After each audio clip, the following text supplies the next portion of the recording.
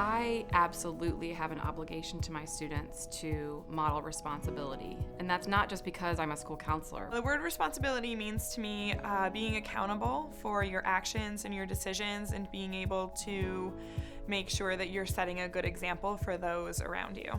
In a sense, it's just doing things that you feel fit your moral compass. Part of my responsibility in my professional life is talking to my students about good character development, talking about morals and developing, having integrity. How do we become responsible citizens? I need to do the best that I can to try to help my students model good behavior. When they say, I am this, I am who I am, I want to be this, then you can say, well, how does alcohol play into that picture? And I do think it changes with age. I think when you're younger, it's not something that you probably think about as much unless it's something that you see at home. You slowly start to get exposed to it as a teenager.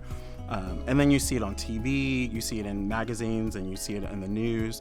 And then you have questions around it. You may experiment with it as a teenager. I have experienced parents to be very uncomfortable with talking about alcohol. They're also uncomfortable with their own consumption. They're not comfortable with speaking about it and talking to their kids about it, whether it's responsible or not. I find that students have the best response to personal testimonies as opposed to reading about it in a textbook. That's where that relationship piece comes in. It's really important because if you know your students and you know your children and you know the things that they're involved in, they're more likely to want to have that communication with you around the topics of alcohol. Being open about a subject is very, very important, and I think the more open we are about all kinds of different subjects, the better it is for the student. My responsibilities differ at school and at home in life a little bit, but actually I think that in a way responsibility is the same in both places because who I am in my professional life, I feel like should mirror who I am in my